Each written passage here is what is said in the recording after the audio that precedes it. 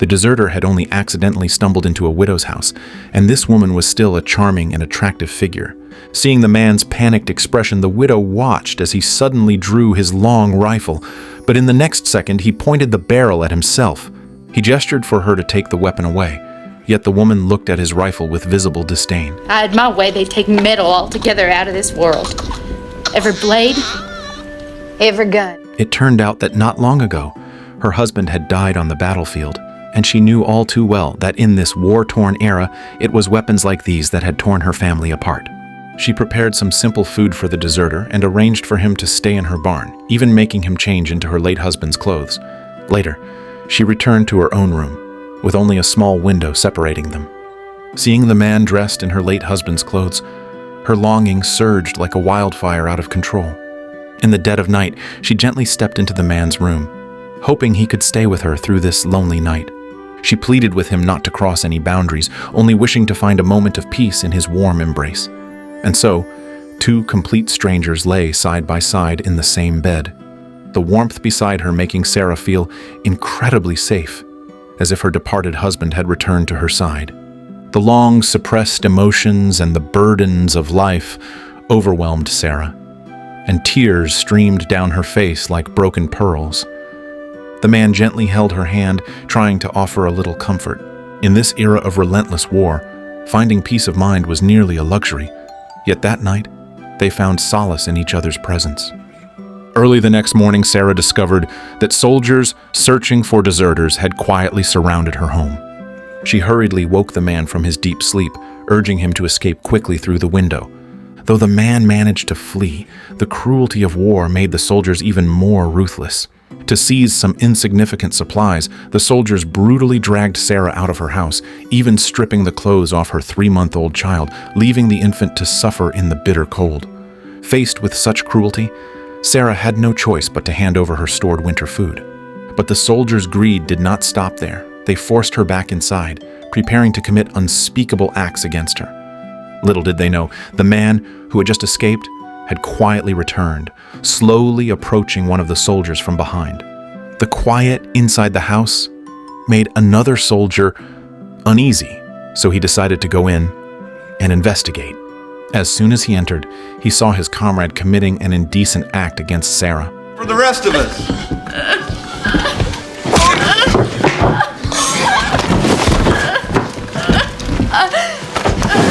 Outside, however, a soldier who still had some conscience carefully wrapped the child back in warm clothes. This unexpected kindness softened Inman's heart. Inman ordered the enemy to strip off his clothes, intending to let him go. But to his surprise, as soon as the soldier walked a short distance, he was shot dead by the furious woman. The darkness of war was like a black hole devouring everything. Even the faintest glimmer of humanity was slowly engulfed. Those places once filled with the light of human kindness now lay in desolate ruin. Inman set out once more for home, because in his heart there was still a guiding light, the girl he deeply loved in his hometown. 3 years ago, a carriage carrying the pastor's daughter arrived in Cold Mountain, instantly breaking the town's tranquility. The girl's skin was as fair as snow, her eyes twinkling like stars, captivating the hearts of every unmarried man in town. As the youngest carpenter in town, Inman too was deeply drawn to her. To catch Ada's attention, he devised a plan, asking his neighbor Sally for help and promising to work her fields in return. With Sally's assistance, Ada approached Inman holding a jug of apple cider. Faced with Ada's warmth and enthusiasm, the usually quiet Inman became flustered, suddenly at a loss for words. Ada was clearly intrigued by Inman's shy demeanor, and she directly asked if he had anything to say, but Inman pretended to be indifferent, hiding his true feelings. Now that comes to me. The next day, Ada brought a piano from the city back to Cold Mountain, and by chance, she ran into Sally again, venting her frustration about Inman's cold attitude. Sally then explained that Inman was actually a warm-hearted man, just not good at expressing himself. Encouraged by Sally's words, Ada decided to take the initiative, deliberately driving her carriage past Inman's field while lightly playing the piano. The melodious music made Inman pause his work, captivated by Ada's talent and beauty, his heart filling with tender feelings. When the church's construction was finally completed, the pastor invited all the hard-working men to celebrate at the church. Ada performed a beautiful piano piece for everyone. After the performance, She happened to notice Inman hesitating outside the door, so Ada went out to talk with him. From Inman's words, Ada learned that he was about to enlist, and though she wanted to persuade him to stay, the words never left her lips. Instead, she subtly asked him for a photo as a keepsake. A tintype, with your musket and your courage on display. You're laughing at me. Realizing he might have overreacted, Inman cautiously apologized to Ada. Gradually, they came to understand and accept each other's personalities, their gazes filled with newfound affection. Inman was no longer as shy as before. One day, he gathered his courage and brought a cherished music sheet from his father to Ada's house, secretly tucking a photo of himself inside. When Ada flipped through the sheet music and found the photo, she was pleasantly surprised. This unexpected gift deeply moved her, quietly strengthening their bond. During the church's prayer sessions, Ada and Inman would often exchange glances, their eyes silently conveying their affection. But amid this tranquility, urgent shouts suddenly rang out. The sudden news was that the flames of war had spread to North Carolina. While many young men were excited and eager to proclaim the news, Ada felt an overwhelming sense of unease for Inman's safety. Her heart grew heavier by the moment. You might be safer back in Charleston. But then he'll be waiting for you. On the morning of Inman's departure, Ada gave him a book and a photo of herself as gifts. Holding the photo, Inman pondered the uncertain future, and in that bittersweet moment, he couldn't help but kiss Ada. That heartfelt kiss planted an eternal vow in their hearts, a promise to face life's storms together. Ada watched as Inman marched off to war, silently vowing to wait for his safe return.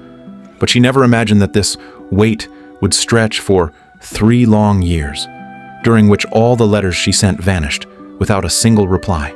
What's more heartbreaking, her father passed away in a bleak autumn, leaving her as the sole owner of the estate. Unable to manage farm work, Ada's food supplies gradually ran out. She refused to ask neighbors for help and had to pawn household items one by one to sustain her daily needs. Fortunately, thanks to her father's kindness to the townsfolk, Ada received their support and care during these hard times, allowing her to barely scrape by. Each day, her greatest hope was to visit the town bulletin board, yearning for a letter from Inman, while dreading to see his name on the casualty list. Fortunately, Inman's name never appeared on that list, and this became Ada's source of strength to keep waiting. However, her beauty attracted the unwanted attention of local bullies who persistently harassed her. Far away on the battlefield, Inman was equally worried about Ada, and that faded photograph was his spiritual support amidst the fighting. Every moment on the battlefield was unpredictable. Just a while ago, Inman and his comrades were chasing a rabbit in the trenches, but in the blink of an eye, a sudden explosion knocked him down, rendering him unconscious. Fortunately, he escaped fatal injury. When he woke up, he found the surrounding position already consumed by fire and smoke. Inman struggled to crawl out of the rubble, carefully gathering the scattered books and Ada's photo. But at that moment, the enemy launched a fierce assault, escalating the battle into brutal hand-to-hand combat. Life became fragile, and many soldiers turned into cold, lifeless bodies. The battlefield was shrouded in pain and despair. A bloody battle led to immense casualties, with many of Inman's comrades dying before his eyes. Even familiar townsfolk did not survive. The storm of war had yet to subside. On a dark and stormy night, as Inman was trying to save a wounded comrade, a sudden bullet struck his neck, and he immediately lost consciousness. Luckily, the bullet did not claim his life, but due to severe injuries, he remained in a coma for a long time. In his haze, he kept calling out for Cold Mountain and Ada. At this critical moment, a letter from Ada, after a long journey, finally reached Inman's side. A nurse read the heartfelt letter aloud to the unconscious Inman. Every house in these mountains touched by tragedy. Each day the dread of learning who has fallen, and no word from you. Are you alive? I pray to God you are. But I find myself alone and at the end of my wits, too embarrassed to keep taking from those who can least afford. If you are fighting, stop fighting. If you are marching, stop marching. Come back to me is my request. At Ada's call, Inman finally awoke. He made a life-changing decision to escape the war and return to Ada's side. During his recovery, he met a blind man selling peanuts. The blind man said he had never seen trees, guns, or women in his life, though he had touched them. Inman asked the old man if he had the chance to see these things for 10 minutes, how great a price he would be willing to pay. But the old man replied that he would pay nothing, for he might resent everything he saw. Early the next morning, Inman decided to leave the hospital. He seized the moment when the guard was distracted and escaped through a window. However, the 400-mile journey home was a long and life-draining ordeal. As the number of deserters increased, the army became more vigilant. Cold Mountain also received urgent orders from higher authorities, stating that all deserters would be charged with treason. Those who harbored deserters were considered accomplices, and local militia had the right to execute them on the spot. Ada, as usual, came to inquire about Inman's news. Although the answer was still no news, she thought perhaps this was a kind of comfort. It meant Inman was still safe. On her way, Ada encountered Sally. Seeing Ada's frail figure, Sally felt heartbroken and insisted Ada join her for dinner. This time, Ada did not refuse and enjoyed a hearty meal with Sally. During their conversation, Sally asked Ada why she didn't go to stay with relatives elsewhere, and only then did she realize that Ada had nowhere else to go. Her only support was the missing Inman. Sally's husband suggested that Ada try the legendary old well in town, saying that if she turned her back to the water and looked with a mirror, she might catch a glimpse of the future. Following the legend, Ada gave it a try, and slowly, a man's figure appeared on the water's surface. This strengthened her belief, and Ada firmly believed Inman would soon return to her. Ada poured all her longing into letters, hoping they would reach Inman on the distant battlefield. Just as she was immersed in writing, a young girl named Ruby appeared, recommended by Sally as a helper. But at that moment, Ada couldn't face the reality of offering payment and felt deeply apologetic. However, Ruby comforted Ada, saying she wasn't after money, only wishing for shelter and food. Yet she had one condition. She did not want to be treated as a servant. In exchange, she was willing to help Ada restore the long-neglected farmland. They quickly developed a mutual understanding, and Ruby immediately got to work, even preparing lunch herself. The next morning, Ruby woke Ada up early, and together they began reclaiming the abandoned farmland. With winter approaching, they had to prepare necessary food supplies. Having grown up in poverty, Ruby was adept at farm work. Under her guidance, Ada also immersed herself in the busy life of the farm. Although Ada felt physically exhausted, she also experienced a rare sense of fulfillment and contentment. Following Ruby's suggestion, Ada made the tough decision to sell her now useless piano, exchanging it for seeds and a few piglets. Despite a touch of sorrow, Ada knew that survival was the top priority. These newly acquired resources, if managed well, would help them endure the harsh winter ahead. Meanwhile, Inman's journey home was fraught with hardship. Wounded and sick, he trekked the long 400-mile distance. During this time, he passed through swamps and mountains, learning to survive on tree bark, roots, and small crabs by the riverbank. But the road home was not just a battle with nature. Enemies were constantly hunting him, adding countless dangers to his journey. Fortunately, Inman's wit allowed him to evade capture time and again. To avoid danger during the day, he chose to travel by night, but soon after, he encountered a suspicious preacher.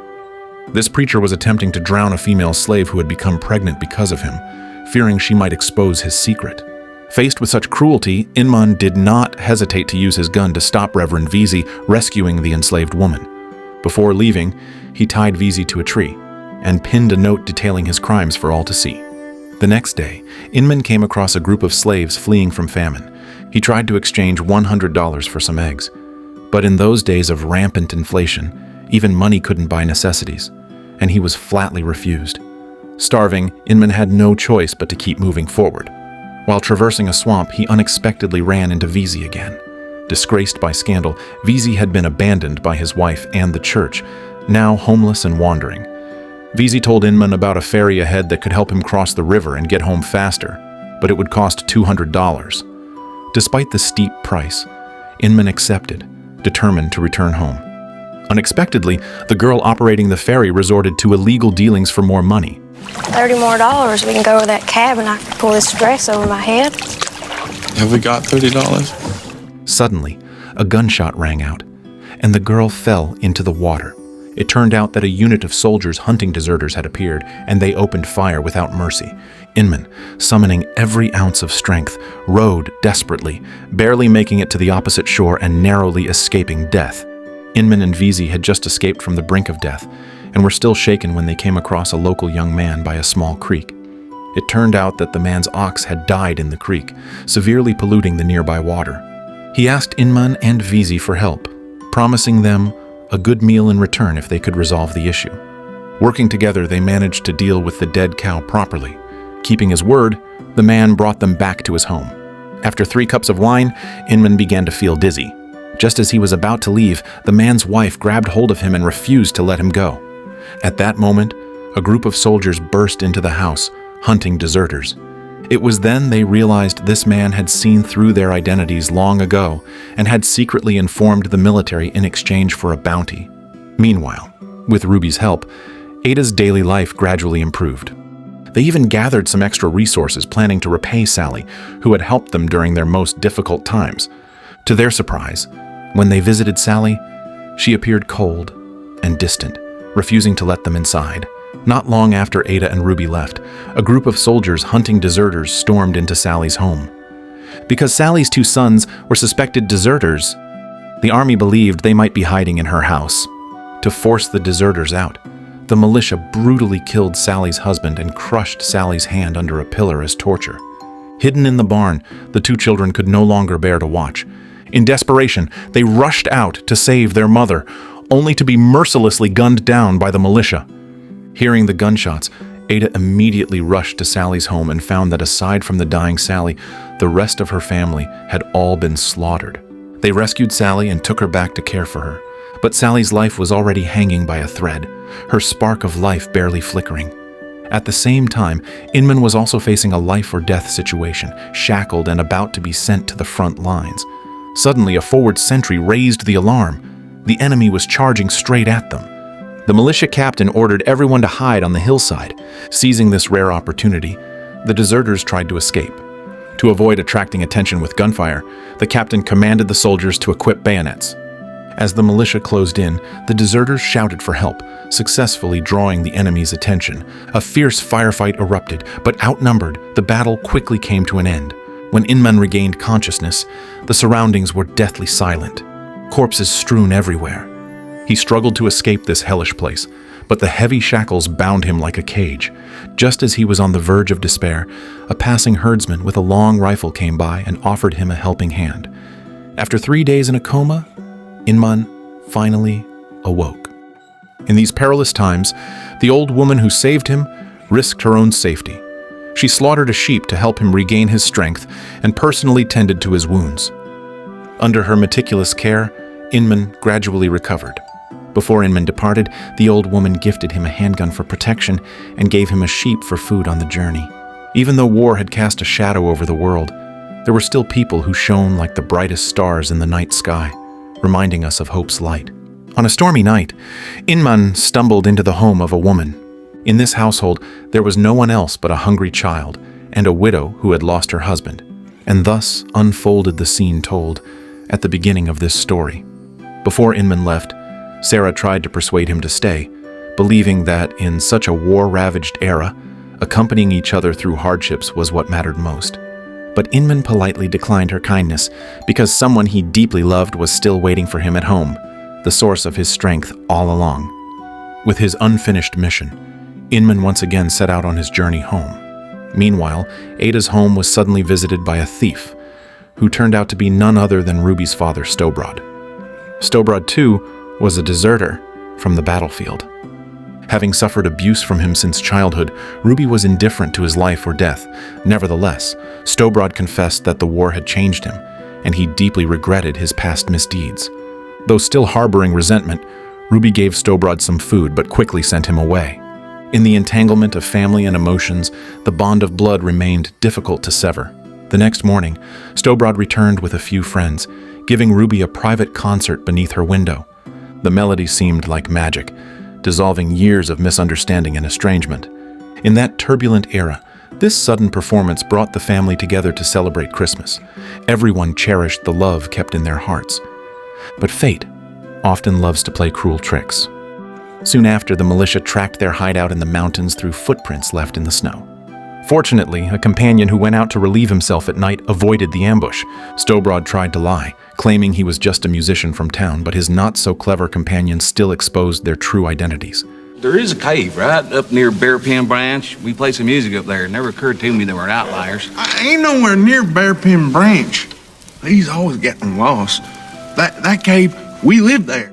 The militia mercilessly took 2 lives. That companion hurried down the mountain and brought the terrible news to Ada and Ruby. They immediately rushed up the mountain to verify the situation. Miraculously, Stowbroad survived. The bullet had missed vital organs, sparing his life. They brought the wounded Stowbroad to a safe place in the mountains. Ada tasked Ruby with caring for her father, while she herself took up a hunting rifle and set out to find food. With a single gunshot, a pheasant fell to the ground, ensuring their dinner for the night. As Ada was preparing to return with her catch, she suddenly spotted a figure ahead. She hastily raised her rifle in warning. It was Inman, who had endured countless hardships and come back.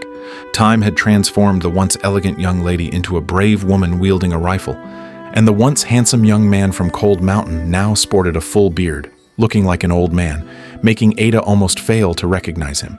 But that familiar silhouette touched the deepest part of Ada's soul, awakening sleeping memories. When the man finally turned around, Ada realized he was indeed the Inman she had yearned for, day and night. All the words she had rehearsed in her heart turned into silence in that moment, as tears silently rolled down her cheeks. There was no passionate embrace as imagined. Ada simply led Inman quietly back to their place. War had changed everything. When the long wait finally became reality, Ada found herself unsure of how to face the future. As night fell, they finally had a chance to be alone. Ada curiously asked Inman if he had received her letters. Inman told her he had only received 3. When asked if he had ever written back, Inman admitted he had tried to write whenever he had the chance.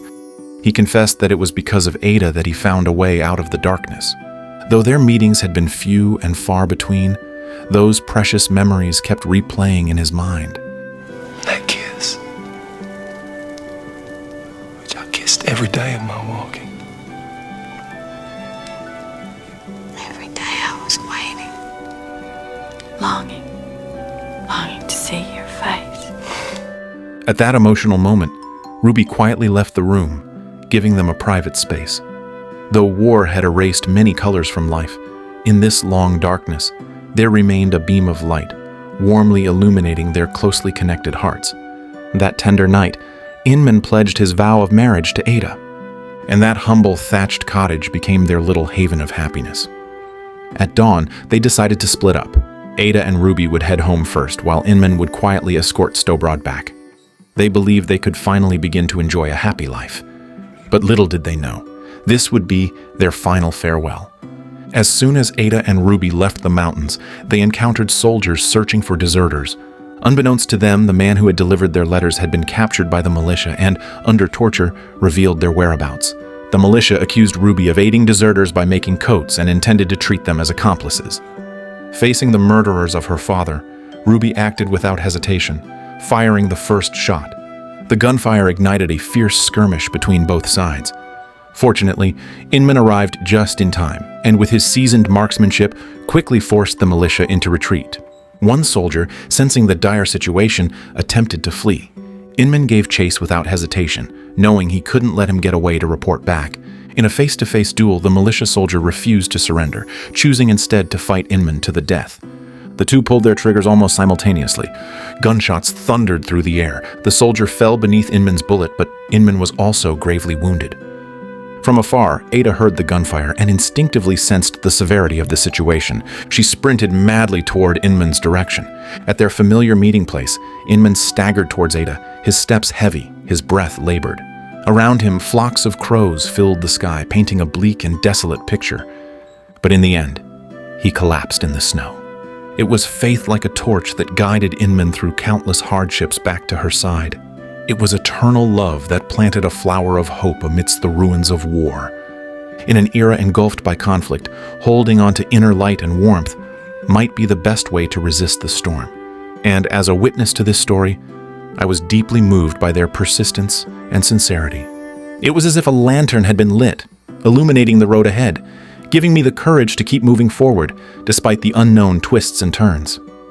3 years passed, and the fires of war had been extinguished. Ada decided to settle down with her daughter and build a good life on the fertile land of Cold Mountain. She often told her daughter that her father was not a deserter, but a true hero. As time flowed on, Ada often reminisced about Inman.